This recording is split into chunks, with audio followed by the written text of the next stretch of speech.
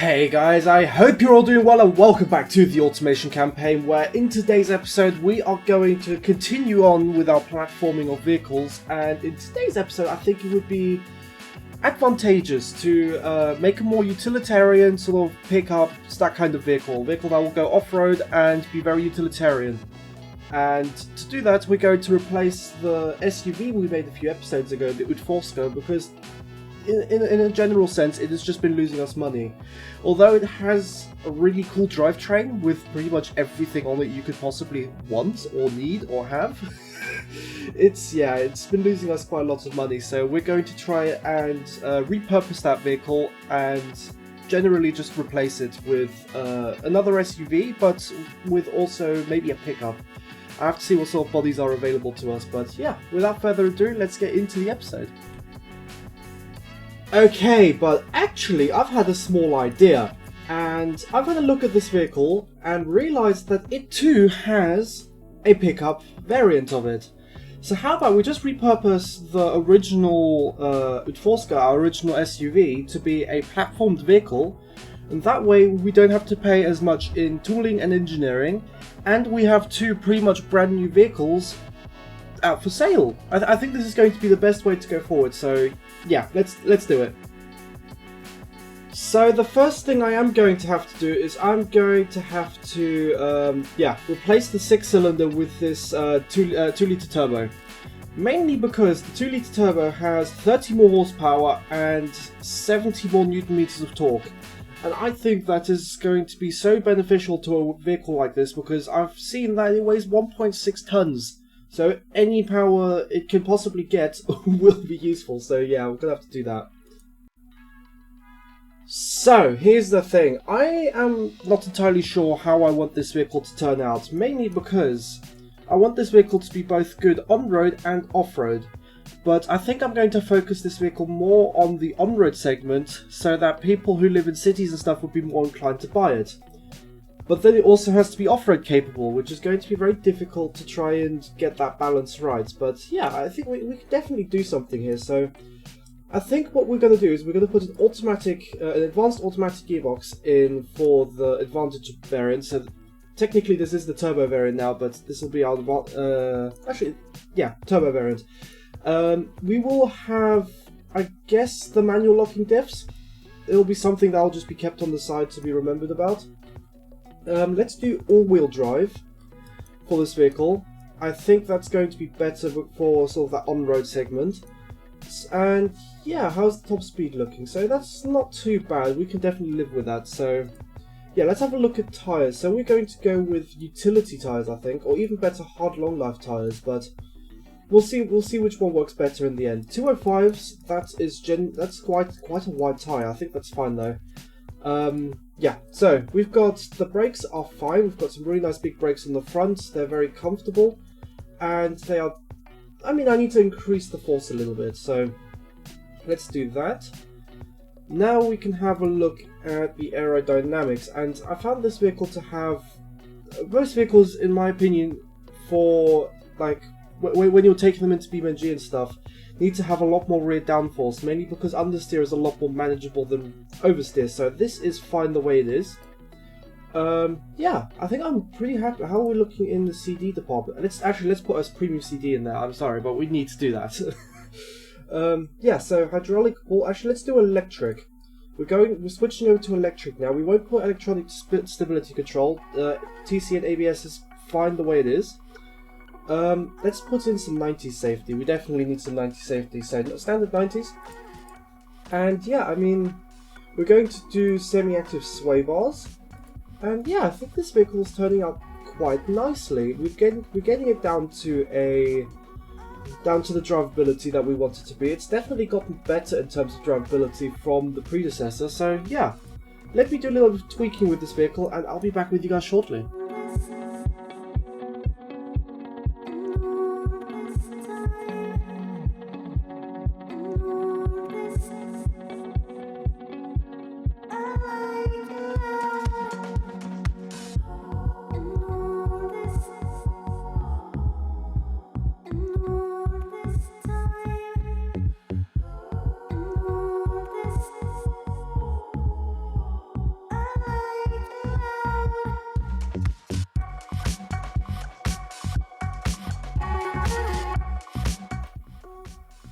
And here we have it, and I ended up doing only a sort of minor facelift to this vehicle, trying to bring it in more in line with the vehicles we already have. And honestly, I really do dig this design. I do really like the way this looks, and it's really difficult to evolve from it because it's so fleshed out from what I envisioned this design to be.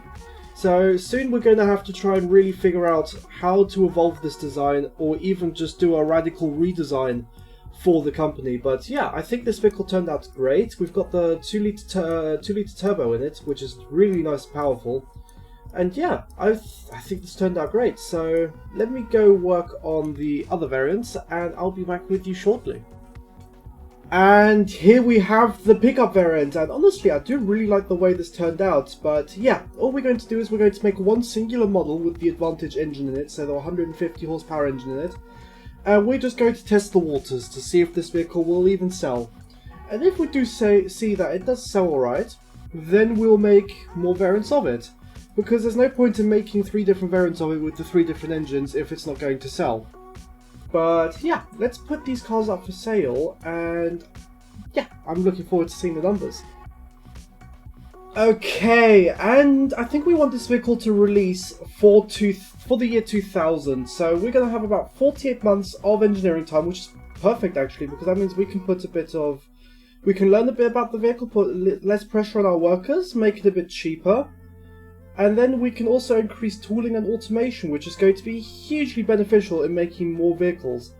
So yeah, let's increase reliability as well. And there you go, exactly 48 months with high reliability, pretty much perfect everything. So yeah, let's go into the engines. The engines are fine. The factory, we're going to repurpose the Utforska factory how it was before. And yeah, we're going to make it slightly bigger, I think. So we're already producing 10,000 vehicles though, so I'm tempted to say that this will be enough for, yeah, let's just keep it at 10,000 vehicles per month. So yeah, that's a lot of money. Yeah, that is a lot of money we could be making from this vehicle. But yeah, increase tooling a little bit and automation, and yeah, that'll be fine. So let's complete the design. And yeah, let's have a look at what sort of, I'm seeing green already, which I'm liking the look of. It's made the vehicles very cheap though. I want to make them more expensive. So what we're going to do is we're going to make the turbo variant, we're going to make that 18,000. And now I should have probably labeled the vehicles to say which one is which. There you go, much better. So let's make the pricing for this vehicle actually work. So we've got the turbo at 18,000, the non-turbo will be probably like 16,500. And then the pickup is going to be, I want to say 16,000. Let's see how we look there in terms of, I mean, hopefully profit. The thing is, you never know with these kinds of vehicles, is that you can see all this profit here, and you can see all these lovely graphs, but you never know if it's actually, if you can really believe it. So yeah, that's going to be our vehicle. We're going to, yeah, sign off on it and be happy about it. But yeah, so now what we're going to do is we're going to stop production on the hypercar that we have, or the supercar, and the last generation of the previous generation from mode. So we're going to stop production. We're going to pause everything.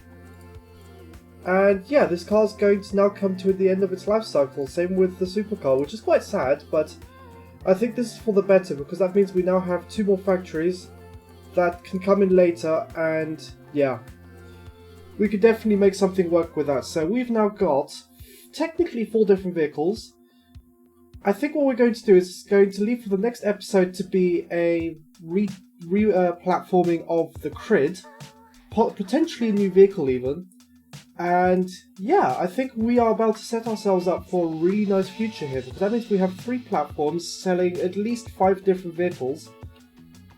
I think that's the best way. I think we went the best way forwards here. So yeah, let's take the Utforska into BeamNG Drive and take it for a nice little test drive. And here we have the cars in BeamNG Drive yet again, and I really do like the way this car looks in BeamNG. I love the weird flat colour that we've got going on here. And yeah, I mean, generally it just turned out really, really nice. So let's give it a little drive. I've once again downloaded an off-road map. I have no idea if it's any good, but judging from the way that the textures are and the way that the roads look on the minimap, I think this looks like a really good map, so yeah. I mean, let's see how this vehicle does. I think it's going to do quite well off-road, considering it still has all-wheel drive, and it has that relatively soft suspension, but it also has an automatic gearbox, which sort of is a bit of a downgrade from the manual compared to when you go to off-roading. But honestly, I think this is just fine. I mean, like I said, this car isn't supposed to do any extreme off-roading, so doing like easy little like dirt paths like this, there's no point in having a manual transmission. It doesn't make a difference if you have a manual or an automatic. And just for the sake of comfort, this automatic gearbox will do just fine, I think. But yeah, this is the 150 horsepower variant of this car, and despite only having, I wouldn't say only 150 horsepower, it's still quite a lot. It does go really nicely considering the weight of this vehicle. I mean, it does still weigh 1.6 tons, but this engine is more than enough to get you really, really fast on roads like this, so really cannot complain. I can't wait to see what the turbo variant does of this vehicle, but yeah, I think this is going to be a really nice selling vehicle. I mean, obviously you're not going to be driving this vehicle like this. This is supposed to be a more of a comfortable vehicle, but yeah, I think... oh! I mean, it still drives. But yeah, I think this is more of a comfort vehicle. It's more of a luxury sort of, you know, it's point A to point B in comfort kind of vehicle. So yeah, I think it does that job very nicely, and it still has that off-road capability to it. So yeah, really can't complain. But yeah, let's actually give this turbo variant a try. I'm really excited to see how fast this car can go. I mean, I think we're going to be pushing the limits of this vehicle very quickly, because the suspension is still very soft, so it's not really made to go really fast off-road, but this engine is able to get this car to go so fast. Like, the acceleration is just beyond my understanding. It's just crazy how fast this car can accelerate. Oh, we're just around that long, but yeah. I mean, this is crazy. This is actually crazy. I mean, I'm quite surprised at how well the suspension is handling the power of this vehicle, considering one, its weight, and two, how soft it is. But this is actually a lot of fun. It's a lot more fun than I expected it to be. I'll put it that way. I was expecting this to be quite mushy off-road. Let's put it that way. Quite soft, quite unresponsive. But actually, it does drive really nicely. So, plus points for that, I guess.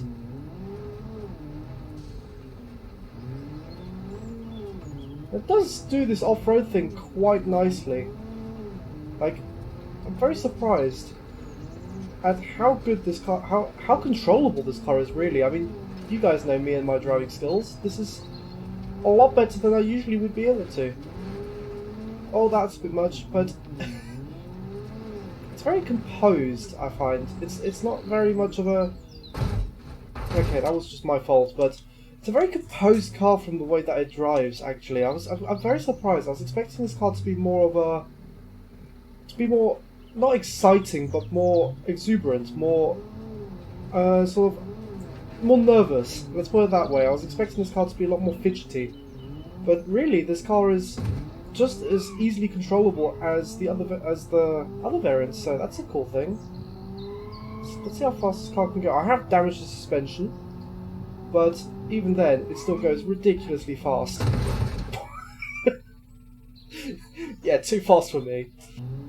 And now we come to the pickup, and honestly, this vehicle is just incredible. I mean, it weighs a lot less. I can't remember exactly how much less, but it weighs a lot less. And just the way that it drives, you can instantly tell it weighs less, because... Is that water? That sounds like a waterfall. But you can instantly tell this vehicle weighs less just from the agility of it. Like, this is the sort of fidgety I was expecting from the big SUV, the turbo variants, but this is just... Oh my goodness. This is just exciting, this vehicle is. It's instantly into the slide and it's controllable.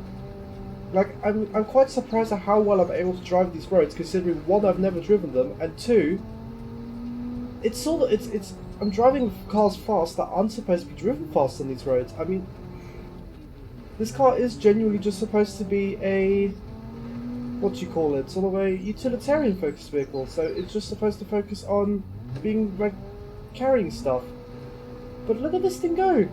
I really want to make a hype, like a really fast variant of it, like the Australians did with their utes, and that's a wheel gun. But I think this vehicle would perfectly suit that. So, just rear-wheel drive, big power. I could definitely see this car being that sort of thing. But these are some really nice roads, actually. Oh, we're back at where we spawned. But these are some really nice roads. I'm really enjoying this. I might need to drive this map a bit more often, actually. Oh. There is an old log here. But yeah, let's give this car one final push to see how fast I can really drive it. And it's probably much faster than I can theoretically. This car, it's just fun driving. I just love driving cars on their limits. Yes, I go over that limit quite a lot, but it's BeamNG. You can sort of do that. Brakes are a lot better than I expected. Let's take a little shortcut here. I love this car. The fact that I managed to do... I mean, the turning circle is horrendous, but the fact that I managed to do stuff like that is just little glimpses of what... You can push this car over its limits. Like, it can do a lot more than you think. Like, look at that. It's able to do that. It's so composed as well. Let's see if we can do a little handbrake turn. Nope, the handbrake is not great in this car. This is so much fun. No texture, okay. I probably missed that on my first go around, but yeah, let's see how fast this car can go down this road. Just full throttle. I mean, this is the 150 horsepower variant, so this is technically the slowest variant of this vehicle. Wow, I should really have made a turbo variant. I think that would have been fun. Yeah, that didn't go great. Oh. Yeah, this has been a lot of fun. I'm going to end the episode there, because next episode I've got a really exciting thing planned for the hatchback, and I need to take a little bit of time to do it, so thank you very much for watching. It's been an absolute pleasure to make this video for you. I hope you have an amazing day, and yeah, bye bye!